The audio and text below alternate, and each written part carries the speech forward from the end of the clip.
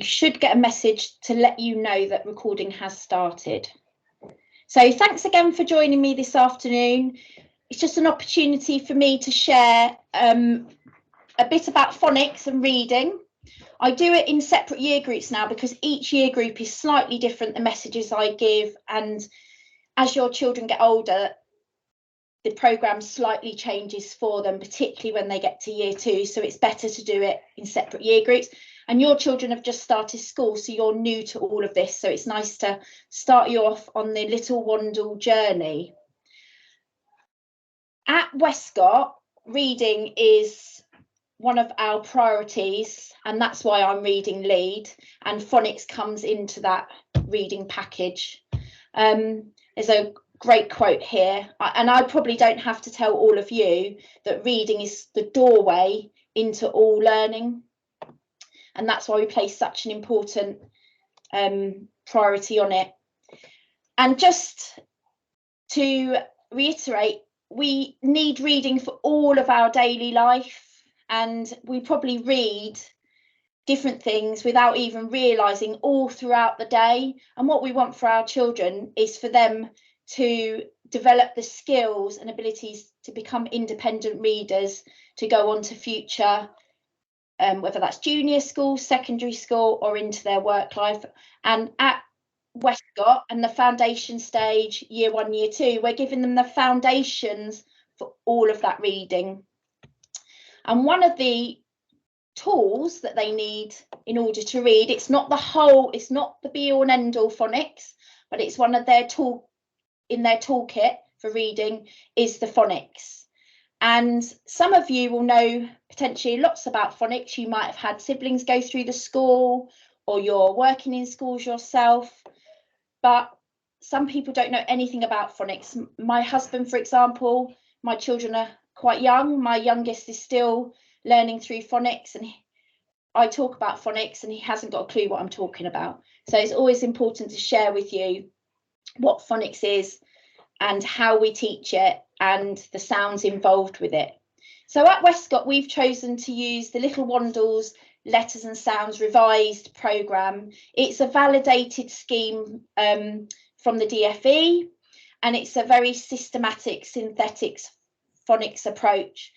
And what we like about it and why we chose it, and actually the schools across the trust chose it, is because there's lots of support materials, there's lots of training, there's lots of research that's gone into the programme that this is a really good scheme to use. They really think about the children, making sure there's lots of repetition. It develops the sounds knowledge, it builds it up gradually, and they have also thought about cognitive overload. So our phonics lessons are quite structured, and they follow the same process each day, so the children get into that routine and it's very familiar with them. And it's not singing, dancing, there's lots of different resources. You'll see across the school that all the resources are exactly the same, and it's so that we can get that knowledge into your child's long-term memory. When we do, I mean, singing and dancing and art and all those things and having loads of fancy resources is fantastic, but it sometimes overloads the children and they don't actually take in the information that you want. And with phonics, we really need to get it right, because like I said, it's one of the key tools to help them to read. So phonics is all about making the connections between the sounds of our spoken words and the letters that are used to write them down. That's it in a nutshell. And how we teach phonics, so phonics is taught daily, and in foundation stage it's already started. It starts after our first full week in school, so we let them have a little bit of time to settle, build those relationships with each other and the teachers, but then we get cracking with phonics. They're short sessions. They gradually build slightly longer later on in the year for foundation stage, but to start with they're quite short and snappy, 10-15 minutes, and we might build up to 20-25, but no longer than that. There's a specific order of teaching the sounds that we follow, and I'll come on to that in a minute. And then there's lots of we use synthetic phonics, and again there's a video I'll share with you later where you can see how the sounds are pronounced, because that's really key when we're teaching the phonics, and lots of repeated practice. And although in our phonics lesson it's very direct teaching to the whole class, will then use that in their explore activities they're doing. We might really pick out those key sounds and work with them on different activities across the curriculum. When they're reading a story, they might pick out the sounds that they're learning. So we link it to other subjects, but we then still have that discrete lesson. So this is just to show you some of the resources we use. So these are the flashcards, and you can see on the letter A here, or A, there's an astronaut. So that will have one side that just has the letter, but when the children start learning the sound, there is an image and a little saying that we say to them to help them to remember that letter, but also it helps when they're writing it. So we start learning the letter formation as soon as they start learning the sound. So I know this is about reading and phonics, but again, that's a doorway into writing, and we do start doing that from the start, and actually writing the letters helps them to remember them as well. Some more of these are the digraphs. I'll come on to terminology and vocabulary in a minute, but these are some of our consonant digraphs. So you can see again, you've got the blank side, but then you've got the side with the image. And gradually we move away from the imagery and just have the letters. But to start with, it just helps the children to learn those sounds. We've got some vowel digraphs here. And when we get to the vowel digraphs in phase 5, which we start to do in year 1, but it's good for you to know ahead, we've got little sayings that help the children remember so soak that goat, for the O sound, the O-A. So that's just to show you some of the resources we use. And these are the word cards. So again, we have the words, and we use these to help the children read and blend the word together. And we have ones with the sound buttons. So each dot or button represents a single sound. And on these ones, you can see when it's a digraph, when it's 2 letters and 1 sound, we do the dash or a line. So the children know it's still 1 sound, but it's 2 letters that make that 1 sound. Alongside the phonics, so learning the letter sounds and building up that knowledge with the digraphs, which is the 2 letters, 1 sound, and practicing words with those sounds in it, we also have some tricky words. And the tricky words, or the common exception words, aren't always words you can that you can sound out, but they're commonly used in our reading or writing. So we teach these alongside the programme, and we teach them as tricky words. But there's always, I always say to the children, there's always clues in the word to help you. So to, for example, you can still hear that t sound, and that helps you to understand, but the O is making a different sound, which is why we just need to learn it as a whole word. And we do lots of practice of this, and the words build up gradually over the year. So as well as having that phonic knowledge to be able to tackle tricky words, they've also got a real bank of sight vocabulary of the tricky words that are very often in their reading books and very common.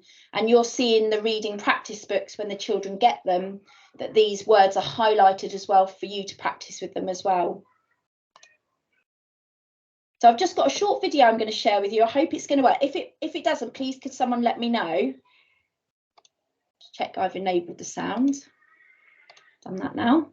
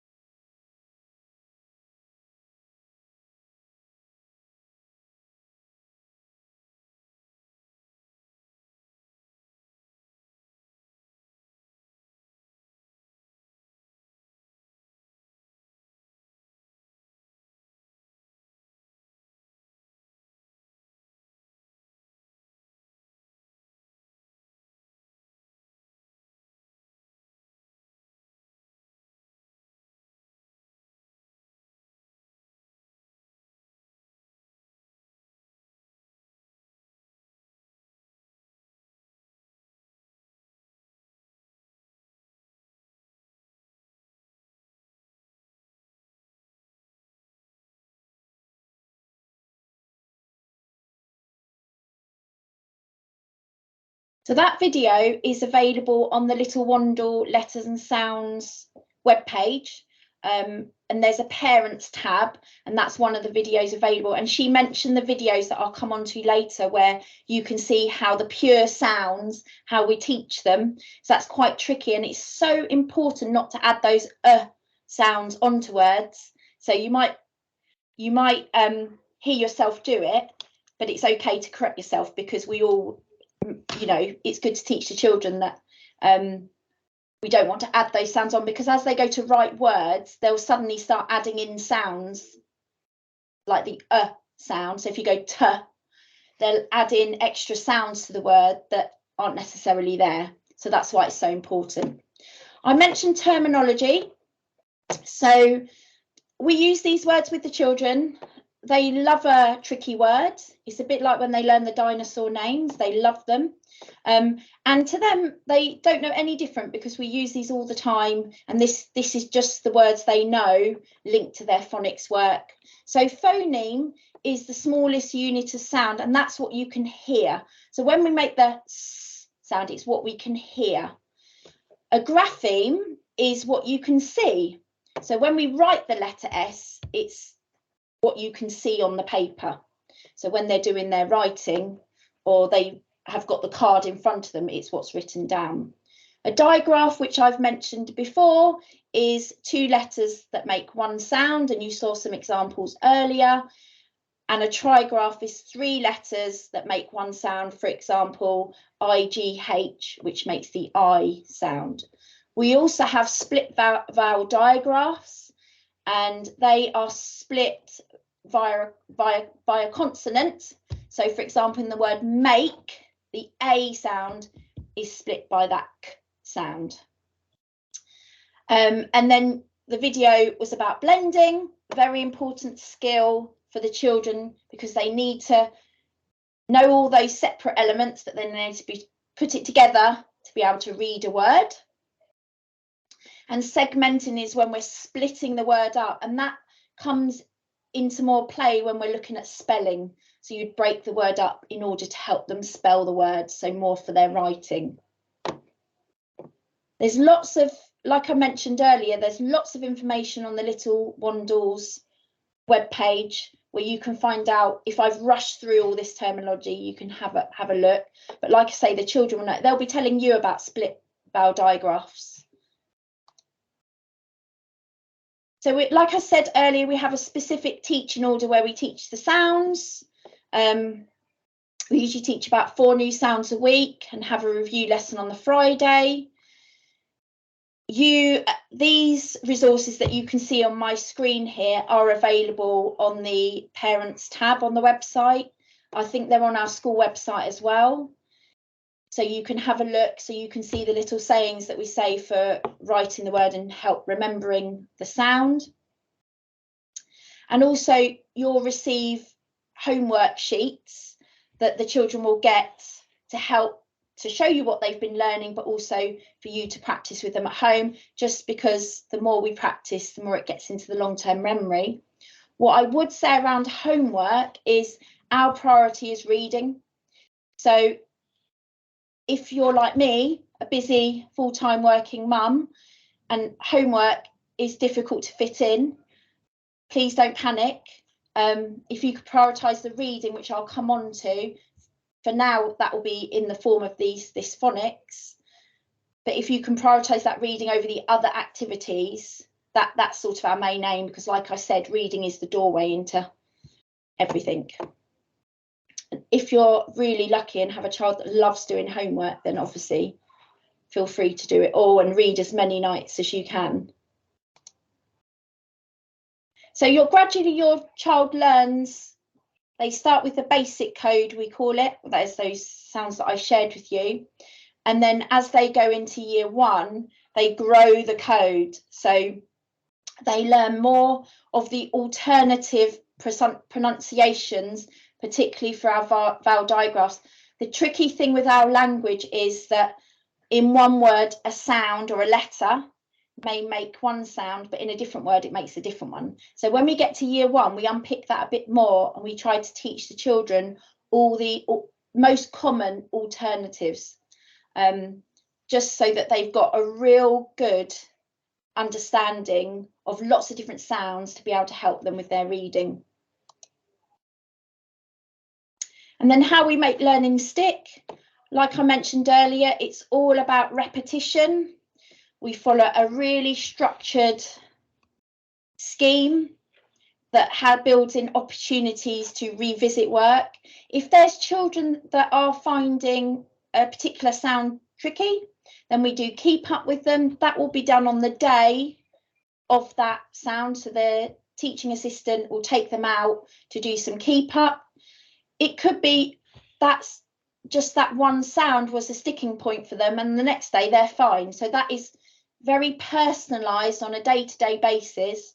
It's not like an intervention group where we're taking out the same children every day to revisit their phonics. If we got to that situation, we'd speak with you to say we think they're finding it a bit tricky, this is what we're doing. But the keep up is all about on the day. If we feel children haven't quite got the learning on that day, then we do a quick 10 minutes extra with them, and often it's done then. They've had a bit of one-to-one work and they've got the sound and we can move on. But like I say, it's very personalised, and we do that on a day-to-day basis. And again, the resources we use are consistent across the school, so they won't go from foundation stage, move to year one, and it's all different flashcards, all different images, all different word cards, because that would really throw the children. We use the same resources across the school in order to help them and support them with their learning. So I've really rattled through phonics. I'm going to come to questions at the end, if that's okay. And I'm going to crack on and talk about reading. So remember, phonics is one of the tools for reading. But this is our ultimate aim is for your child to be reading independently, fluently by the time they leave us in year 2. And when your child first starts reading, you think, I can't picture what it's going to look like in year 2, but it's amazing the progress the children make over their infant years, and we really pride ourselves on how well they do in their reading. And we do feel this phonics scheme and the reading program we have really helps the children to be able to achieve all they can. So how do we teach reading in school? So we have reading practice sessions, we call them, and it's very much linked to our Little Wandle programme, and it's timetabled in 3 times a week. And those sessions, the children work in small groups. They all have the same book, which is matched to their phonics ability, which we do an assessment on every 6 weeks to check that the children are on the right stage. And that's taught by a trained teacher or teaching assistant. So like I've said, we use assessments each 6 weeks or each half term to match your child to the right level. And that's really important because we don't want them to have a book where they can't access the sounds and words in it. And the books are matched to our Little Wandle scheme. They're actually Little Wandle books, and they're the only books we have for our reading practice sessions. So having a reading book at the right level means they can read the words because they know the sounds and they'll be able to segment and blend them. The tricky words they'll be familiar with, so they'll be able to read that word. They should, when they bring it home to you, they will have read it 3 times in school, and I'll share with you the focus for each of those sessions in school. But when it comes home to you, they should be able to read it by themselves with very little support. If they're really struggling, then you need to speak to us and let the teacher know, but they should be able to read to you. And that's what we want because they'll have practiced it. And it's about celebrating that reading with them and enjoying it with them. We want you to enjoy it, because if you're enjoying that time together reading, then they'll want to read other books, and there'll be other books that they get that I'll come on to that you need to maybe support them with. But this book they should be able to read. They might need encouragement, but they should be able to read by themselves. So when we do the 3 sessions in school and then the book comes home, our first session is all about decoding the words, going over the tricky words. What's the new vocabulary that we've got in this book, if there is any? Do we know what it means? There's lots of discussion, and then we read the book. Then our second session, because they've already had a read, we revisit the decoding skills. We revisit the tricky words quickly, because we've already done it before. But we focus on prosody, which is all about our intonation and expression when we're reading, because when we use expression, we're giving meaning to the reading. And then our third session, with the prosody session, we recap the decoding skills that we need, the tricky words, new vocabulary, if it's relevant. But we really focus on, we read the book again, but we really focus on comprehension. And you'll see in all of our books, when your children get them, you'll see this all written out in the book. So there's questions, there's a little bit about prosody, about decoding. So you'll see what we will have done anyway. And the comprehension is all about checking their understanding. It might be asking, how do they know how the character feels? It might be a retrieval question where they want to know what colour was the box, depending on the context of that book. But when it comes home, like I said before, they should be able to read most of the book, and we're then thinking about fluency and celebrating their reading. Now, your child won't have a reading book yet, and that's because we've started the phonics with them, and it's only when we've built up some of those sounds with the children that they can then access the books with words in them. So you'll get these books in due course, and certainly by half term. So reading at home. So it's really important to read with your child. I can't emphasize it enough. Bedtime stories, going to the library, reading a magazine, even them seeing you read is really important, because it shows that it's an important skill that's valued. We have our reading practice books that the children have done in school, and that's to come home and celebrate, but we do also give the children other books. And we do that because they need a bit of challenge. They also need to have other books to develop their vocabulary, but also it's more for you to share, because otherwise it might be a bit boring for the children. If they've already read the book 3 times in school, they have a quick read of you and you go, excellent, wonderful, you're brilliant, but then they will want challenge as well. And we also want to encourage the children to read as many times as possible. Like I said, that's our focus for homework. I'd love you to read every single day. That would be our ultimate aim. But I know that children have busy lives. They might have had a busy weekend. They may be in clubs.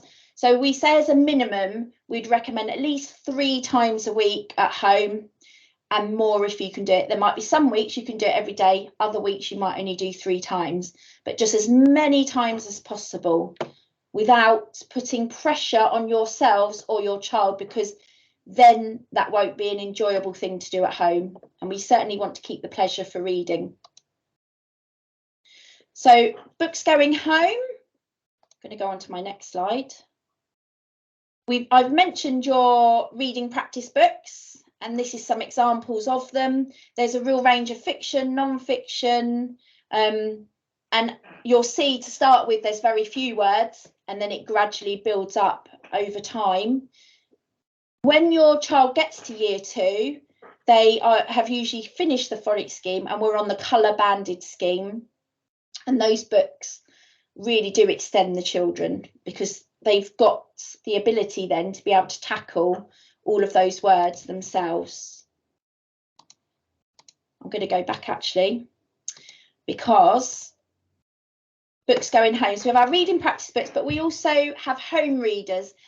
Home readers are colour banded books, and they roughly translate to where your child is in their reading practice books, but they will have words in there that your children may not know, or sounds that they may not have come across. So that is a book to read together that they might need support with and help with. But we give them those books because A, it gives extra reading practice, It's good for extending their vocabulary. And because we want to give them different books so that they don't get bored reading the same book. And then in addition to that, we give the children a library book. So they come into the school library, a massive range of fiction and non-fiction books, and the children can choose a book of their choice. And that one, and the home reader is the one they have choice on. The reading practice book they don't get choice on, because it's nice for them to be able to choose. They'll probably come home with some weird and wonderful books from the library, some heavy, some not so heavy, so it'll be interesting to see what they come home with. But they're just really nice ones that you can share together, look at the vocabulary. If it's a non-fiction book, it might be a topic that they're interested with, and then you can get interested with them on that topic. So they're the books that come home. And then we mentioned earlier, if you're trying to encourage your child to read and you're struggling to know what sound the letters make, particularly when you get to the vowel digraphs, there are some videos again on the Little Wandles Letter and Sounds parents page that you can watch. I don't know if that'll work. Come back to my presentation. Those videos don't work, but so again, read to your child, talk to them about the book, introduce new and exciting language, encourage your child to use new vocabulary, make sentences together, find different words to use, describe things you see. They're all things that are going to help them with their reading. Okay, I finished talking about phonics and reading. I wonder if anybody's got any questions for me. If you prefer not to ask a question here, but you want to ask me a question, you can always email into the office and I'll be happy to answer, because I do appreciate I've rushed through all of that. There's lots of information on our website, in our curriculum tab, and then if you go into reading and phonics, there's lots of information there and some of the resources I've shared. And also the Little Wandle website is a really good place to go to if you want to know more. The other great people to go to are the class teachers. They will speak to you at parents' evening about phonics, I'm sure, and reading, and you can ask them questions there. But also, if you're not sure about something in between those key moments, please do ask them in the morning, at the end of the day, or if you'd like a call back, just ask. We'd rather you ask than didn't ask. And there's no silly question. And it's always important. We don't want you worrying at home about something if you're not sure about it. We'd rather help you, because we all want the same outcome. We all want your children to be fluent readers by the time they leave here and to have a love of reading. Did anybody have any questions? No questions right now, but thank you. Very helpful. Yeah, thanks so much. You're very welcome. I'll just end with my last quote, but thank you for joining me. And like I said, I'll be placing this on the website for if you want to watch it again, or what I'll do is I'll do the slides separately, and then if you just want to look at the slides, you can do that as well. Thanks so much. Thank you so much. Thank you. Thank you. Bye. Bye. Bye. Bye. Bye.